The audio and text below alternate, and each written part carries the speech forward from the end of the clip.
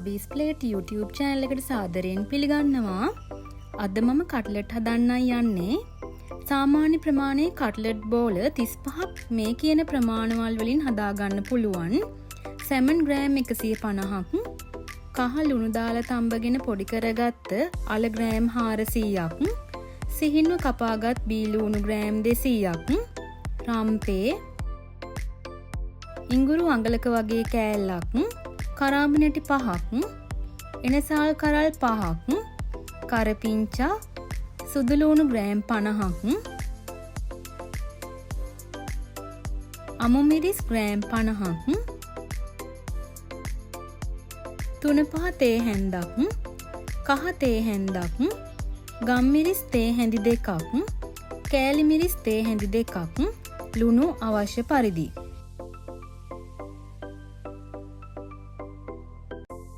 මුලින්ම තෙල් ටිකක් රත් කරගන්න. මේ තියෙන්නේ ඉඟුරු කරාබුනැටි එනසාල් කරපිංචා සුදුලූණු දාලා තලාගත්ත පේස්ට් එක. ඒක රත් වුණ තෙලට දාගෙන මද ගින්දරේ සුවඳ එනකන් තියාගන්න. ගොඩක් කර කරගන්න එපා. අල ලූණු මේ ඔක්කොම දාගෙන ටෙම්පරාදු කරලා ඉවර වෙද්දී මුලින්ම දාපු පේස්ට් එක ඕව කුක් වෙනව නැත්තම් සමහර අය රන්වන් පාට වෙනකන් කර කර ගන්නවා. ඒත් මේ විදිහට හදලා බලන්නකෝ. සුවඳ වගේම හොඳ රසකුත් එනවා. ඉඟුරු සුදුලූණු වලින් එන සුවඳ රස විනාශ නොවි තියාගන්න පුළුවන්. දැන් මම අමු මිරිස් ටික එකතු කරගන්නවා. තප්පර 30කට පස්සේ බීලුණු ටිකත් එකතු කරගන්නවා. දැන් ලූණු ටික මෙන්න මේ වගේ මැලවුනාම කෑලි මිරිස්, ගම්මිරිස්, කහ, තුන පහ, ලුණු එකතු කරගන්න. ඒ එක්කම වගේ සැමන් ටිකක් දාගත්තා. දැන් මිශ්‍රණය හොඳට කවලම් කරගන්න. මොකද අල දාගත්තම කවලම් කරන්න ටිකක් අමාරුයි. ඒ නිසා සැමන් ටික ලුණු මිශ්‍රණය හොඳට කවලම් වෙලා තියෙන එක ලේසියි. දැන් තඹපු අල ටිකත් මම එකතු කරගත්තා. ලිප ඕෆ් කරලා තමයි මම මේ මිශ්‍රණය හොඳට කවලම් කරගන්නේ.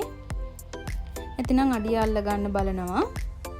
බලන්න මං හදාගත්ත කට්ලට් මිශ්‍රණය කොහොමද කියලා. මං ඒකෙන් සාමාන්‍ය ප්‍රමාණයේ බෝල හදාගත්තා. දැන් අපි බැටර් එක හදන්න යන්නේ. ඒකට අවශ්‍ය අමුද්‍රව්‍ය තමයි කහ තේ හැඳි 1/4ක්, ලුණු තේ හැන්දක්, පාන් පිටි ග්‍රෑම් 150ක්. මේ ඔක්කොම දාලා කවලම් කරගන්න. මම මේක වතුර කෝප්ප භාගයක් දාලා හදාගත්තා. කැට නැති වෙන්න හොඳට කවලම් කරගන්න. කට්ලට් එක හයිය වෙන සමහර අය දෙපාරක් බැටර් එකේ ගිල්වලා බිස්කට් කුඩු තවරනවා. ඒත් චූටි රහසක් මම අද කියන්නම් ඔයාලට. කට්ලට් එක හයිය වෙන්න මම නම් දාන්නේ හාල් පිටි. හදාගත්ත බැටර් එකටම හාල් පිටි මේසෙ හැඳි 3ක් එකතු කරගෙන බැටර් එක හදාගන්න. දැන් බෝල කරගත්ත කට්ලට් ටික බැටර් එකේ තවරලා බිස්කුඩු වලින් ආවරණය කරගන්න. මේ විදිහට එකින් එක නැතුව කීපයක් උණක් දාලා ඉක්මනින් කරගන්න පුළුවන්. වීඩියෝ එකට නිසා මම මේ විදිහට කළා.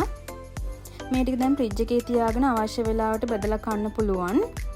උත්සව කාලෙට අමුත්තෝ ආවම ටිකක් වෙලා යන වැඩක් නෙමේ කට්ලට් හදන එක. ඒත් මේ විදිහට පිළියෙල කරලා තියෙනවා නම් ස්ට්‍රෙස් නොවි කෑම මේසය, තේ මේසය ලෑස්ති කරගන්න පුළුවන්. ඉතින් යාළුවනේ ගිහින් එන්නම්.